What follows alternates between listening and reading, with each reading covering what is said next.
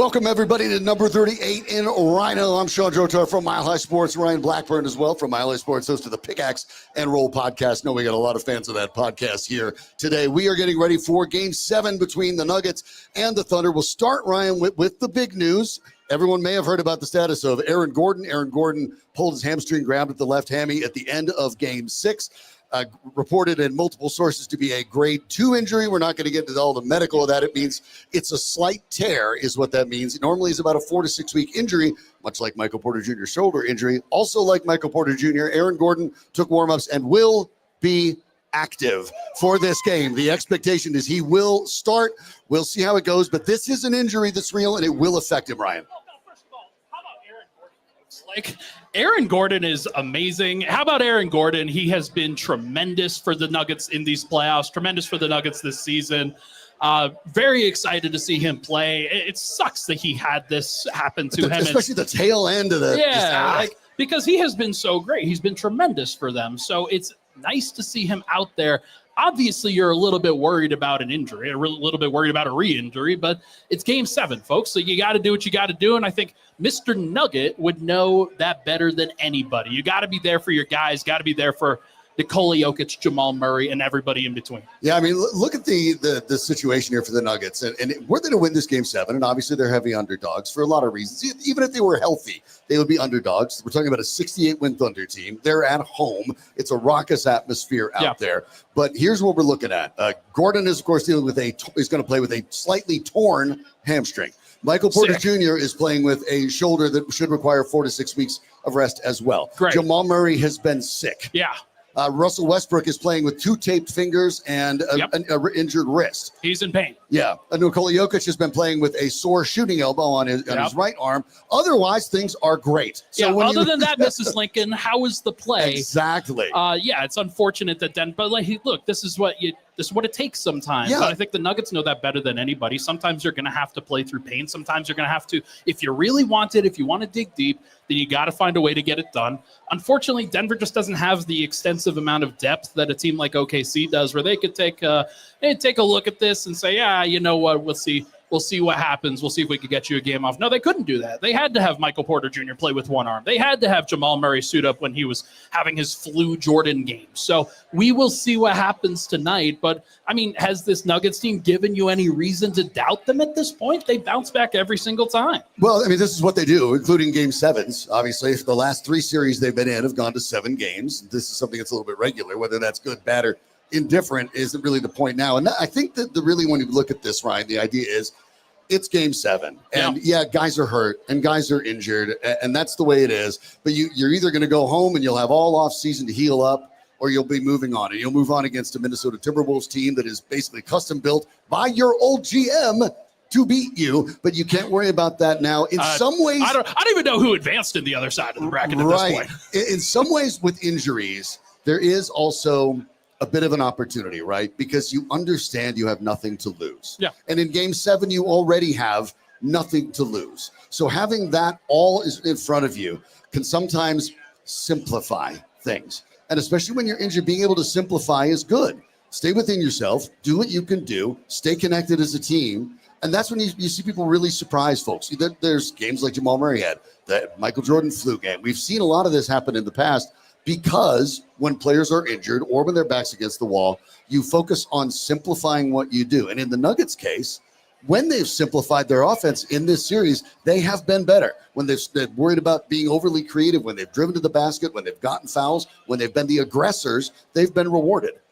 Yeah, hey, I mean, when your back's against the wall, you'll learn a little bit about yourself. And I think the Nuggets, they've learned a bit about themselves in this process. They went to 7 games in the first round. And what did they do in Game 7 of that one? They dominated the Los Angeles Clippers. We were right here with this crowd. We were right here. It was awesome. Absolutely. So it's awesome to see Denver in these situations. And it's why you have belief in a team like this one, where time and time again, I think the stat is that Jokić and Murray are 9-3 in elimination games, and they are one of 12 players all time to average 25, 5-5 in those situations, both of them.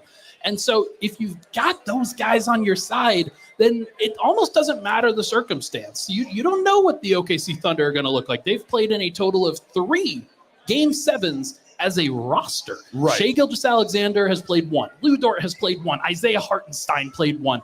Chet Holmgren hasn't played a Game 7. Jalen Williams hasn't played a Game 7. These guys, we saw them be a little bit shaky in Game 6. So you never know what can happen. And Denver, they've gone through this back in 2019 where they did not finish the job as the young team in that situation at home. Maybe Denver can turn the tables this time. Well, the truth is that's common, right? It's usual. It's normal in a lot of sports, not just the NBA, where young teams, they rise and then they find themselves, it's almost a different season. When the postseason comes around, you play that way, and it takes a little bit of the bumps. It takes that 2019 run. You have to get the lumps to learn what you're supposed to do. And after the loss in Game 6, I spent a lot of time reaching out to people in Oklahoma City, reading all the newspapers in Oklahoma City. They're nervous. Of course. Because this is a young team that knows all the things you just laid out there, understands they've been at the very top of the West all year long. They were basically wire-to-wire leaders and dominated the West. They're supposed to win. And yes, and now not only are they supposed to win, they're at home, right? Yeah. So pressure to win is immense. They're expected to win. Now you have a Nuggets team that they know is got the wheels falling off the wagon left and right. You're absolutely supposed to win. And sometimes on younger teams that don't know what it takes, all of that pressure can be impactful. And this assumption that maybe with Aaron Gordon gone, that Jalen Williams is all of a sudden going to get back into rhythm. That's not necessarily the case. The slump that Williams has is certainly attributable to his extent from Gordon, but it's not entirely driven by Gordon. And these young players can still make mistakes, still make errors. It's a big mental leap for the Oklahoma City Thunder. And if the Nuggets just stay close in this game, the longer they're in this game within even 6 to 10 points, single digits, the more that pressure ratchets up on the young Thunder team. That's been the story of this series, hasn't it? Yes, now, it has. Denver, of course, Games 4, Game 5, they had leads in the fourth and they faltered in part because they were tired. They were exhausted. And I mean, this is a similar situation where Denver's probably going to have 5.5, 6 guys that they're going to play for most of the game. So we'll see how they survive. It's why Aaron Gordon playing is such a big deal, because it at least kind of shifts the burden away from just 5 players or 6 players or whoever. So it'll be interesting to see whether Denver can kind of change the tables, if you will, on this one. And OKC is the team. Hey, they haven't been in a 7-game series. They played 4 in the first round. Right. And so maybe they're getting a little bit tired at the end of this run, at the end of a 68-win season. So I definitely think that, again, all of the pressure is on them. They should win. This is that's something that I think has been said nationally. Nobody believes in the Nuggets. Nobody thinks that they deserve to win, and yet they are here. Right. So we will see whether Jokić and Murray and everybody else on the team can put them on the backs and make people a little bit nervous. Well, let's talk about the everybody else's then. We know that whatever you get out of Gordon and Porter is going to be a bonus at this point. You need something, obviously, but we don't know what we're going to get with them battling legitimate serious injuries. Yeah. So the question then goes to the next starter that we haven't talked about. That's Christian Brown. Yep. I think you're right. Jokić, we're talking about. X-factor. Both Jokić and Murray are going to play 40-plus minutes. Murray, if he can, health permitting, they'll probably both score 25-plus points.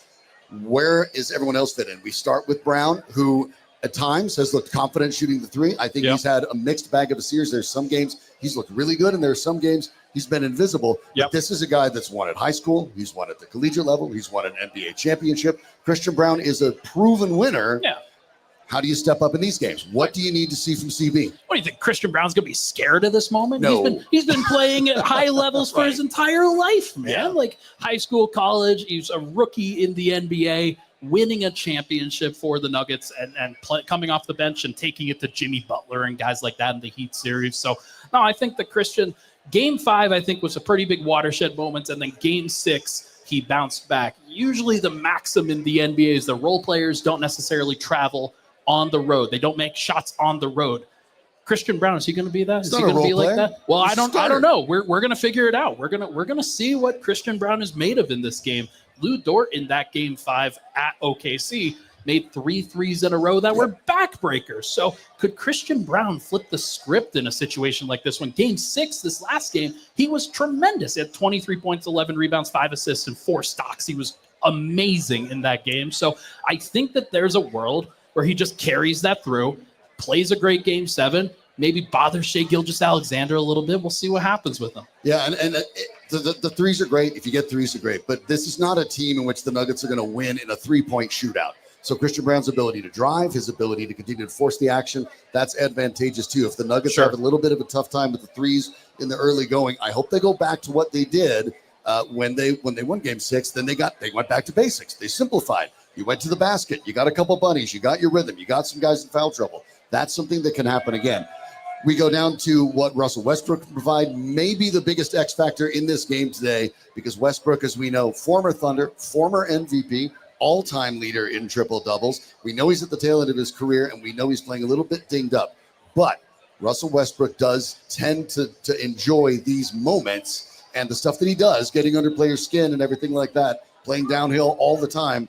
Yeah, there'll be some mistakes, but he can also force the Thunder into mistakes of their own. Russell Westbrook has a great Game 7 record. He's actually been very positive in those moments and has played in these kinds of moments before and delivered in these situations. I think that he will have – it's going to be an interesting game. He hasn't had a great games 4, 5, or 6, so he is due. He's certainly due for one, but if there are two guys that I'm looking to step up in place of Aaron Gordon, just in case he can't play his normal complement of minutes, like 40 – I think that Peyton Watson first and foremost. Well, Peyton Watson would be one, but I kind of think that Russell Westbrook will be the other, and they'll probably close smaller because OKC is a guard team. They have a lot of smaller guys. Alex Caruso is going to play a lot of time. Lou Dort's going to play a lot of time. You can match up with those guys by going small. Russell Westbrook's going to have to fight, though. He's going to have to compete, and the Nuggets are going to need great hustle from him, but also just somebody who is under control in this moment as a 17 vet. So we will see whether he can deliver that. But I do think that Russell Westbrook's best skill is his volatility. He was great in the first Game 7 that they played, got the crowd going. Can he do the same in a road environment where you don't necessarily have the crowd behind you? I don't know. Well, let's look at two of the younger players that are going to have to step up. One we knew about, Peyton Watson. Yeah. Peyton Watson will probably have to play more minutes than usual. Right now, the Nuggets, rest of the starters do not seem somewhat disjointed offensively on the court with Watson. We know that offense is not really his forte, but you'll need a little bit more from him tonight. And then let's look at Julian Strawther. Strawther bounced out to have 15 points in the last game, looked at times to be pretty confident. He was amazing. He is one of the guys on this team that can shoot. He is offense first. And so if they can get him into the game and he plays well, it really does change the dynamic, because at the beginning of this series, we weren't looking at anything Julian Strawther would be able to bring to the table. Now, all of a sudden, we're looking at a guy that the very last game scored 15 points. That changes things not only for the Nuggets, but for the Thunder, who now have to probably deal with the reality of a player they didn't bother to scout that much prior to this series. The most important thing with Julian Strawther is not the threes that he makes. It's the reaction that OKC has whenever he catches the ball on the perimeter, where they go, oh, crap, got to get out to that guy. Got to close to that guy, and that's why his floater is so important. But also, if they know that he can shoot, they're not going to leave him as much. They're going to stay attached to him, which helps guys like Nikola Jokić, Jamal Murray, Aaron Gordon if he's playing inside, Michael Porter if he's cutting, Christian Brown if he's cutting. Like, these guys will help. They'll get to the rim a little bit more. They'll be a little bit less contested in those situations if Julian Strawther's dragging his man out from the perimeter. So very curious to see what they can provide there. On Peyton Watson's front, I do think that if there's one guy that you would expect positionally to be able to step up for Aaron Gordon and guard a guy like Jalen Williams, it's probably Peyton Watson. He is so Jalen Williams has really struggled in this series. He went 3 of 16 in Game 6. I think that if OKC has a chance, if they want to win this game, they have to get Jalen Williams going. So what can Denver do to prevent that from happening? Peyton Watson's a good reason for that. Yeah, let's talk a little bit about interim coach David Adelman, who has, at least at the moment until he's hired full-time by the Nuggets or someone else, has a very odd career line of 3 regular season wins and now all of a sudden 7 postseason wins. Yeah. But one of the things that's been fascinating about this series, especially in the last 2 games, is Adelman's ability to adjust. And I said this on My Life Sports Today. You may have seen our studio out there. If you haven't, make sure you have a chance. We record there every single day. We're go live there every single afternoon for My Life Sports Today. But I talked about it this week that there was no timeline that existed in which Michael Malone would have been playing Julian Strawther closing minutes in the fourth quarter of a contested game. And in David Adelman's case, not only are the adjustments happening, they're happening quickly, they're happening within game. There is less of this is how I coach my game like there was with Michael Malone. And that's not a criticism. Yeah. Malone won a championship that way. But Adelman's is different. Adelman's is his fingers on the pulse. and he's changing based on what he sees. For the Nuggets, I think that's been a critical difference in this playoffs. There are some good things that I've liked from Adam, and there are some bad things that I haven't really liked. A couple of the times where he's played Jokić all the way through in the second half, I don't think he's necessarily had to do that. And I bet it happens again today. It's going to happen again, especially because you're wanting to reduce the burden on Aaron Gordon physically. Don't play him at backup center. That's a bad idea. That'll be very physical, very tough minutes for him. But no, I think that Adelman, how can you say that he hasn't acquitted himself really well in this situation? Cool, calm, and collected. Mm-hmm. He's managed the games really well. He's pushed the right buttons at various points. I think he's made some mistakes, but you would expect that. He had 3 regular season games to prep as a head coach, and then he's straight into the playoffs, like feet in the fire. So I think that he's stepped up reasonably well, and I'm very curious to see how he handles a road Game 7. He's already taken care of a home Game 7 reasonably well, and I thought he approached that in a great way. So we'll see what he does tonight. So let's flip it a little bit. I'm Shawn Drotar from Mile High Sports, Ryan Blackburn, also from Mile High Sports, host of the Pickaxe and Roll podcast. And let's flip it and go from the Oklahoma City Thunder side. Let's go ahead and put our caps on there and say, all right, we're on the Thunder side. What are we looking to do in the first quarter of this game? Are you looking to get a big lead and basically put the pressure on the Nuggets to quit? Or are you trying to get guys in foul trouble? What's the plan if you're the Thunder? Well, if you're OKC, you want to win by 30. You want to get up by as much as you possibly can. If they can't do that, OKC in games 4 and 5, they were able to recover in the fourth quarter, and it's one thing that you just kind of have to save your energy in those situations. But the thing that I remember back about the Nuggets' young core back in 2019 was they were up in various games, like the Portland Game 7 that they lost back in 2019. They were up 20 in that one, and they were Denver was the young team. And then Portland just chipped away. So I think if you're OKC, you want to be able to hang out at least for a little bit and then try to give Denver the final punch in the fourth quarter at some point when they don't have their best punch. So but they don't honestly, have to but Denver knows that. So yeah. This is like a boxing match more so than I think any game that the Nuggets have played so far. They have to be able to time their runs. They can't exhaust themselves early. They have to manage their momentum. Their stamina can't get too high, can't get too low. Just have to grind and try to basically win every minute by 1 point. Yeah. That's it. Yep, and that's a good way of thinking about it as a boxing match. I mean, this is one that basically you want it to go to the distance, and you have to make sure that you conserve your energy to a certain extent. One of the best ways to do that is to make sure you don't find yourself significantly behind on the scoreboard. You don't want those double-digit deficits in the first half. Yes, we know the Nuggets can overcome that. Of course. They've done it before. They've shown it. But when you do it, it does exert some of that energy, and you only come into the game with so much.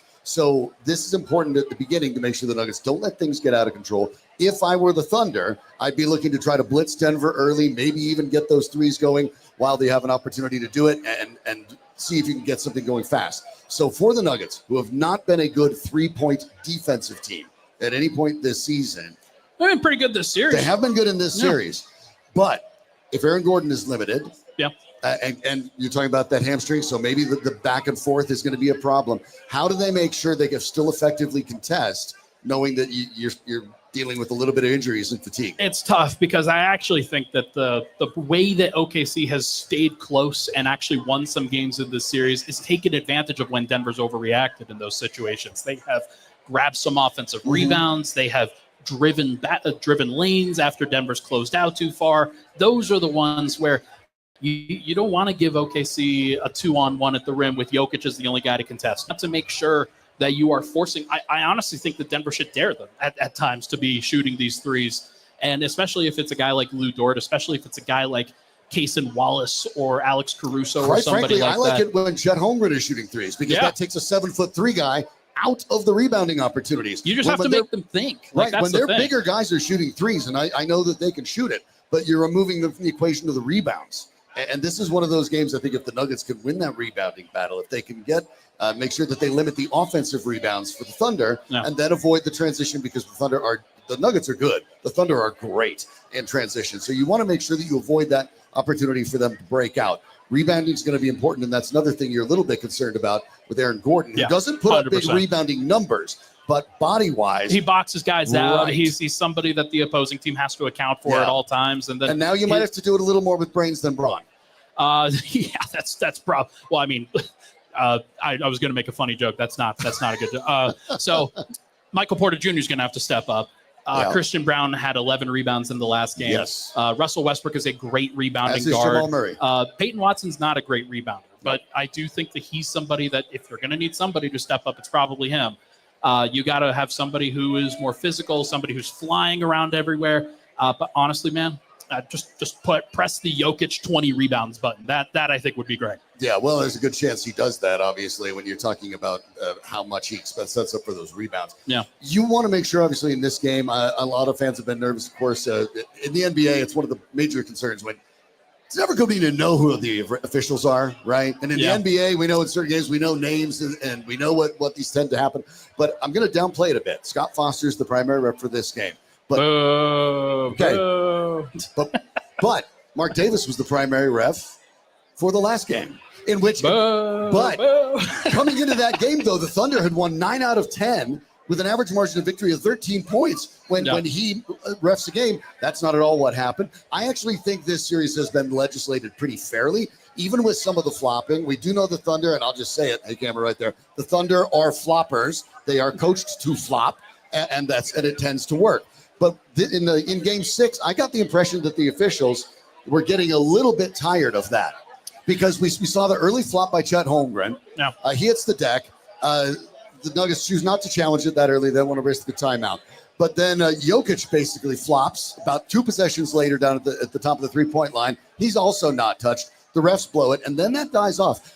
There may be something to it. I get that at home courts, referees are a little bit more able to be influenced because of the human nature. You know, someone hits the deck, you maybe didn't see it or you saw it in your peripheral vision. That's why they call it home cooking. Right, and the crowd goes up and you look over and call it. But I actually think that the officials in this series are a little tired of worrying about legislating flops, and they'd like to let these guys just play it out. And if that's the case, that's to Denver's advantage. Also, that was a great thing about Game 7, I think, back against the Clippers. Just let it play. That game was a war. That game was a very physical battle. Denver did everything that they could to just fight through the contact and do what they needed to do. And they won because they were able to be the team that delivered the punch to the Clippers, and that was the most important thing there. Can they do the same thing against the Thunder? Can they do the same thing against what is a very physical but smaller team?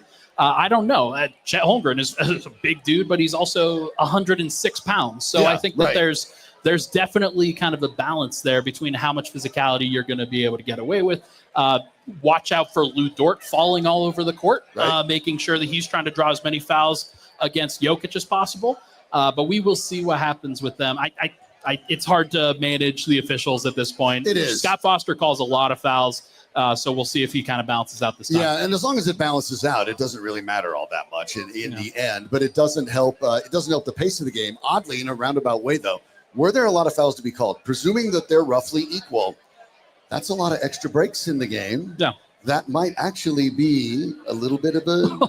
Well, yeah, because Denver's got 5 guys right, at this so point. I mean, every time you can steal another 30 seconds here and there, right? It's not a bad thing. Of course. So we'll see what they can do, but I do think that Denver at this point, look, you have to be, first of all, happy that you got to this point. Yes. I don't know if anybody, like, people can be good fans and really great fans and believe that they should be here. Yeah. But the circumstances with where they were back in Game 79 of the season when they fired their coach and their general manager, I didn't have that much faith that they'd be able to get through at that point because usually you see teams crumble in those situations. Denver's done the opposite of that. They've been able to. There are only 5 teams left standing as of today. It's 5. insane. And the Nuggets are one of them. It's insane. I For a can't team that believe fired it. its coach and GM with a week left in the season, that's they're why, in the final 5 team standing. That's pretty remarkable. That's why the MVP should be in Denver and not in Oklahoma City at this point. Have you heard the rumors that they're going to suspend the MVP trophy from center court, and the winner of this game will get to walk away with it? There you go, like a cage match. Yeah. It comes down like a little crown, and you can set it on your head. No, they're actually not going to award it because it has to be awarded on TNT. And let's point that out because a lot of people have been asking me about that. Probably you too. How come the MVP hasn't been handed out? What's going on? It's supposed to be a regular season award. Cowardly. It is a regular season award. It's already been voted on, but they have a deal with the TNT broadcast that they get to announce it, which means it has to be on a game night. So that's why it hasn't been unveiled yet. Obviously, to the Nuggets fans, it would be great to see Nikola Jokić win another. To Nikola Jokić, I don't know actually how much he cares about this at this point? He's already. I think he cared about it this one. I think it matters to him. Oh no! I think he knew that he was playing the best basketball that he's ever played before, and he got a little bit frustrated that everybody was like, "Hey, you're now not allowed to win it." Right, and he should have 4 already because the one with Joel Embiid was, of course, garbage. But it is what it is. But maybe that's one of those things where Nikola Jokić comes out and has one of those. It's hard to say career-defining because he's this guy that's had 25 career-defining games in his career. This would be a career-defining game. And if they win, if this team finds a way with all the injuries, with the short rosters, all of that, if they win, this is one of the biggest single-game upsets in NBA history. The Nuggets are nearly 9-point underdogs. They're facing a 68-win team on the road. 2 of their 5 starters are playing with serious injuries that would absolutely keep them out in the regular season. Yeah. And if you find a way to win this, that's an all-timer. Insane. Statistically, they should be larger underdogs than they actually are. Mm-hmm. Like, that's what Vegas would be. But basically, Vegas has been influenced by what the Nuggets have done and how they just overcome these norms, overcome these beliefs that they're not good enough. They're not fully stacked. They don't have the same 68-win roster that the Nuggets or that the Thunder do. And yet they're here anyway. And all it takes is one, guys. The Thunder could shoot 4 of 30 in this game from 3. Crazy and you just like, of course, you never know what's ultimately going to happen. But I do know that if there's a couple of guys that I want on my side for this situation, it is Nikola Jokić and Jamal Murray. Well, in the end, that's what the Nuggets are starting with, and many times in their history, that has been enough. The pressure is all on Oklahoma City. None of it's on Denver, which means you just cut loose, play as hard as you can play, and wherever it lands, it lands. There are no expectations. So that's a good sign, too. Thanks, everyone, for coming out here. You're in the best place you can be to watch Colorado sports out here at number 38. Make sure you take care of all those bartenders. You can tell, busy day for them. They're taking care of you. Please take care of them. Of course, we have DJ Leith here today to keep us entertained. Nate Lundy, my broadcast partner, will be letting us know about a whole bunch of prizes you can win. By the way, you see that QR code. There's also QR codes all around. They're by the bathrooms. They're on the studio. They're over on that wall. Any of those QR codes, you scan those, you get into the prizes. You'll be able to win prizes. Let's go. On top of that, but hopefully we're out here to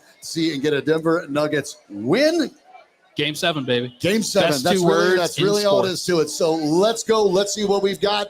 Number 38. Are you ready for the Denver Nuggets? Game 7 with the Oklahoma City Thunder. We're going to get it going. He is Ryan Blackburn. Check out the podcast, Pickaxe and Roll, wherever you find your podcast. I'm Shawn Drotar from Mile High Sports. I'll be right back there this week in that studio, recording like we always do. But we're going to step aside and let the game do the talking for all of us here at Mile High Sports. Thanks so much for joining us.